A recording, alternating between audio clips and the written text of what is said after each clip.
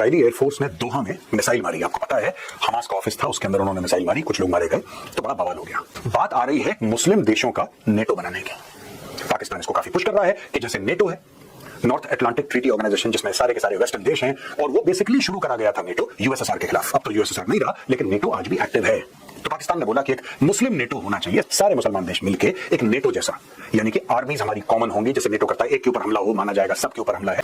जहां तक पाकिस्तान है, पाकिस्तान के 2-3 फायदे हैं अगर कोई मुस्लिम नेटो बनता है। एक्चुअली पूरे 57 मुस्लिम कंट्रीज हैं पूरी दुनिया में, 57 मुस्लिम कंट्रीज, इसमें से सिर्फ एक nuclear power that is Pakistan, nuclear weapon सिर्फ पाकिस्तान के पास है। अब दोस्तों इसमें इशू क्या है? नंबर 1, पाकिस्तान को ऐसा लगता है कि अगर एक मुस्लिम नेटो बनता है, by virtue of having nuclear weapons, Pakistan can then have extra territorial ambitions. इसका मतलब ये नहीं कि वो जाके घेर लेगा, कहीं पे कुछ कर लेगा। पाकिस्तान अपनी फौजें और देशों पे डाल सकता है और उसके एवज में पैसा लेगा। पाकिस्तान ने यही काम करना है, अपनी फौज को किराए पे देना है। तो पाकिस्तान को एक बहुत गोल्डन अपॉर्चुनिटी सामने समझ में आ रही है।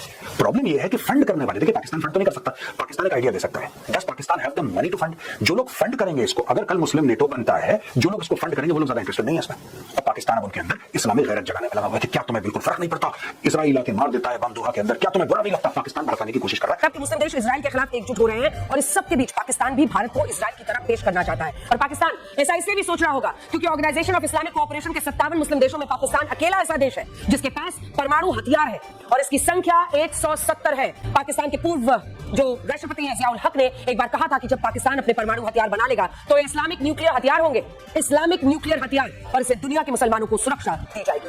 तो इससे आप समझ गए हैं कि पाकिस्तान की सोच क्या है और किस दिशा में ये सैन्य ताकत अगर बनती है तो जा सकती है। पाकिस्तान को अपने परमाणु हथियारों पर इतना घमंड है कि वो दोहा के ओआईसी समिट में सभी मुस्लिम देशों का सरपंच बनकर घूम रहा है।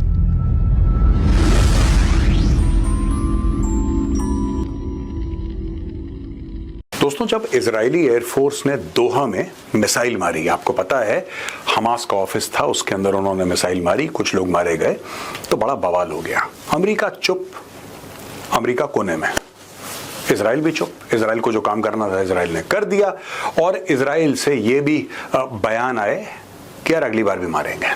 तो ये मत सोचना कि ये लास्ट था। वहां पे तुर्की का गला सूख गया क्योंकि कई हमास वाले तुर्की में भी घूमते रहते हैं। तुर्की को लगा कि अगली बार हो सकता है हम पर अटैक हो। अब बात आ रही है मुस्लिम देशों का नेटो बनाने की।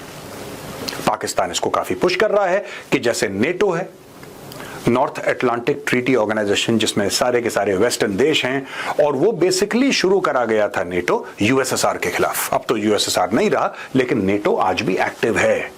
तो पाकिस्तान ने बोला कि एक मुस्लिम नेटो होना चाहिए, सारे मुसलमान देश मिलके एक नेटो जैसा, यानी कि आर्मीज हमारी कॉमन होंगी, जैसे नेटो करता है, एक के ऊपर हमला हो माना जाएगा, सबके ऊपर हमला है।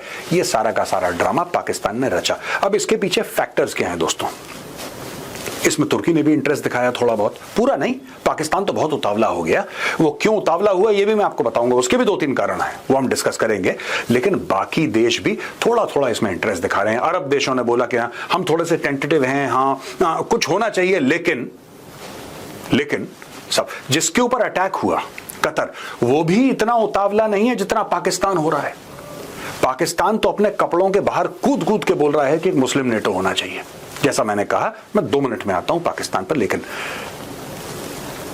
टर्की एक नेटो कंट्री है, its member of the NATO alliance, और आर्टिकल 5 तुर्की पर भी लागू है। यानी कि अगर तुर्की पे हमला होता है तो यह माना जाएगा कि बाकी सारे के सारे नेटो कंट्रीज पे हमला है, फिर सब मिलके तुर्की के दुश्मन के ऊपर हमला करेंगे। यह मोटा मोटी आर्टिकल 5 है नेटो के कॉन्स्टिट्यूशन का। अब दोस्तों बात यह है कि तुर्की क्यों कह रहा है कि एक मुस्लिम नेटो होना चाहिए?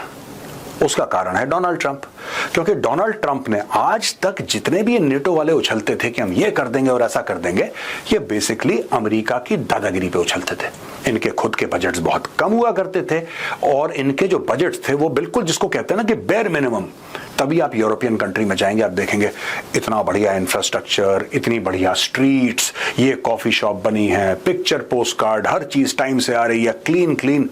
ये क्लीन इसलिए होता है क्योंकि भैया लोग डिफेंस पे ना के बराबर खर्च करते हैं, ना के बराबर। वो सारी की सारी चीजें पलट दी डोनाल्ड ट्रंप ने। डोनाल्ड ट्रंप ने बिल्कुल ऐसे 180 डिग्रीज का डोनाल्ड ट्रंप ने फ्लिप मारा और बोला कि भाई देखो यार, यहां तक डोनाल्ड ट्रंप ने बोल दिया दोस्तों, ये आप देख सकते हैं, आप देखिए अपने स्क्रीन पर। डोनाल्ड ट्रंप ने यह बोला है कि हो सकता है मैं पुतिन को बोलूं कि इन पे हमला करो।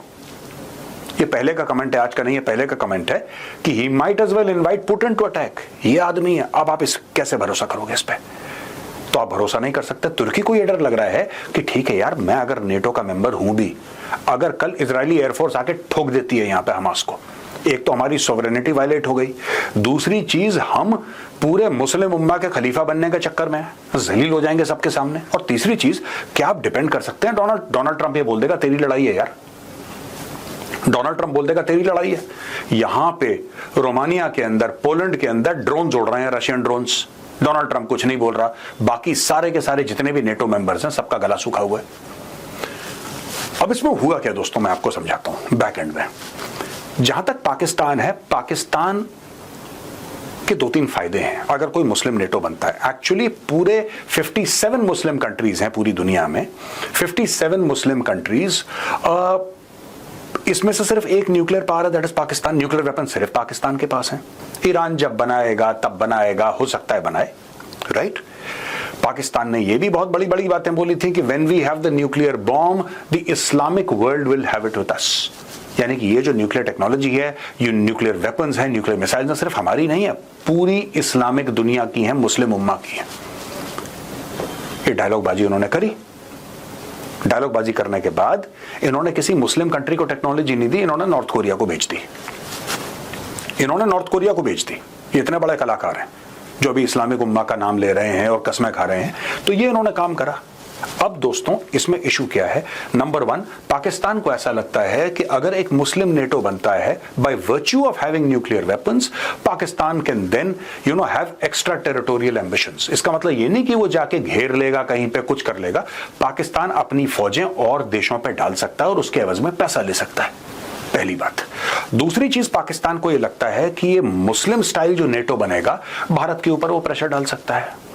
तीसरी चीज, पाकिस्तान को ये लगता है कि भाई अगर मुस्लिम नेटो बनता है और पाकिस्तान की बड़ी इंपॉर्टेंट पोजीशन होती है, फिर चाइना से पैसा लेना वो अमेरिका के खिलाफ उसको हेज करेगा, और अमेरिका से पैसा लेना उसके खिलाफ चाइना को हेज करेगा।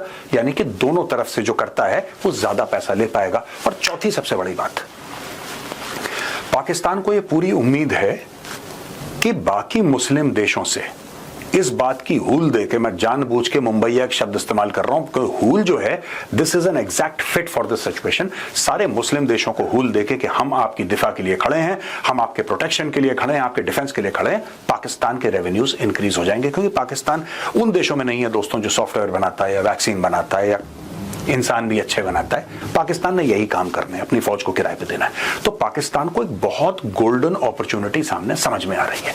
प्रॉब्लम यह है कि फंड करने वाले, देखिए पाकिस्तान फंड तो नहीं कर सकता, पाकिस्तान एक आइडिया दे सकता है। Does Pakistan have the money to fund? जो लोग फंड करेंगे इसको, अगर कल मुस्लिम नेटो बनता है, जो लोग इसको फंड करेंगे वो लोग ज्यादा इंटरेस्टेड नहीं है इसमें। और पाकिस्तान अब उनके अंदर इस्लामिक गैरत जगाने में लगा हुआ है कि क्या तुम्हें बिल्कुल फर्क नहीं पड़ता, इजराइल आके मार देता है बम दोहा के अंदर, क्या तुम्हें बुरा नहीं लगता? पाकिस्तान भड़काने की कोशिश कर रहा है, वो अंदर की बातें बताएगा। तो दोस्तों ये है, पाकिस्तानियों को लगा कि हम वहां पे एक और अपना बंदा सेट कर देंगे। अगर पाकिस्तान ऐसा पुश करता है और अगर कल ये मुस्लिम नेटो बन जाता है, तो आपको क्या लगेगा? फंड तो कोई और करेगा।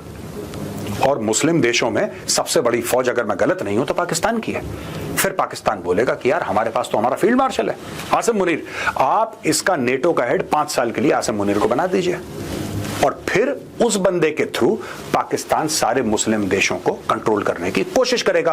और भारत के लिए खतरा नहीं कहूंगा मैं इसको, भारत के लिए कोई खतरा नहीं है, लेकिन जो पाकिस्तान कोशिश कर रहा है, मैं उसको एक्सपोज करने की कोशिश करता हूं यहां पे इस शो में, आपके लिए कैप्सूल में। पाकिस्तान ये चाहेगा कि इस पूरे मैटर को भारत के खिलाफ, कश्मीर के लिए किस तरीके से वो इस्तेमाल कर सके। यहाँ आपको शाहिद अफरीदी के इस बयान की टाइमिंग देखनी चाहिए। बयान ऐसे समय में आया है जब अरब के मुस्लिम देश इजराइल के खिलाफ एकजुट हो रहे हैं, और इस सब के बीच पाकिस्तान भी भारत को इजराइल की तरह पेश करना चाहता है। आप इस मानसिकता को समझिए जो हम आपको बताना चाह रहे हैं। इस मानसिकता में यह शामिल है कि भारतीयों को, भारत को मुस्लिम विरोधी बताया जाए, जैसे इजराइल के खिलाफ लगातार पूरे विश्व में और खासतौर पर मुस्लिम देशों में जबरदस्त तरीके से गुस्सा फैलाया जाता है। ठीक उसी अंदाज में इजराइल के साथ भारत को खड़ा करना, यह है सोच शाहिद अफरीदी की। कतर के दोहा में इस इजराइल के हमले के बाद अब जो ऑर्गेनाइजेशन ऑफ इस्लामिक कोऑपरेशन है, इसकी गंभीरता को देखिए। ओआईसी जो देश है उनका एक आपातकालीन शिखर सम्मेलन हुआ है जिसमें दुनिया के कुल 57 मुस्लिम देश शामिल हैं। इन देशों ने आरोप लगाया कि इजराइल की सेना गाजा को रहने लायक नहीं छोड़ना चाहती और अब वो इजराइल के खिलाफ एक बड़ी योजना बनाएंगे। ये योजना क्या है? ये योजना ये है कि अब अरब के इस्लामिक देश अपने दुश्मनों से लड़ने के लिए एक संयुक्त सेना बना सकते हैं और ठीक उसी तर्ज पर जैसे नेटो देश है, ये सेना वैसी ही होगी जैसे अभी नेटो देशों की सेना एक दूसरे की सुरक्षा करती है। और पाकिस्तान ऐसा इसलिए भी सोच रहा होगा क्योंकि ऑर्गेनाइजेशन ऑफ इस्लामिक कोऑपरेशन के 57 मुस्लिम देशों में पाकिस्तान अकेला ऐसा देश है जिसके पास परमाणु हथियार है और इसकी संख्या 170 है। पाकिस्तान के पूर्व जो राष्ट्रपति हैं जियाउल हक ने एक बार कहा था कि जब पाकिस्तान अपने परमाणु हथियार बना लेगा तो ये इस्लामिक न्यूक्लियर हथियार होंगे, इस्लामिक न्यूक्लियर हथियार, और इससे दुनिया के मुसलमानों को सुरक्षा दी जाएगी। तो इससे आप समझ गए हैं कि पाकिस्तान की सोच क्या है और किस दिशा में ये सैन्य ताकत अगर बनती है तो जा सकती है। पाकिस्तान को अपने परमाणु हथियारों पर इतना घमंड है कि वो दोहा के ओआईसी समिट में सभी मुस्लिम देशों का सरपंच बनकर घूम रहा है। तस्वीरें देखिए। पाकिस्तान के विदेश मंत्री इशाक डार ने तो ये कहा है कि अरब देशों का संयुक्त सेना बनाने का फैसला बिल्कुल सही है और अगर इसमें पाकिस्तान की जरूरत पड़ी तो पाकिस्तान एक परमाणु संपन्न देश होने के नाते स्वाभाविक रूप से अपना कर्तव्य निभाएगा और इन अरब मुस्लिम देशों की मदद करेगा।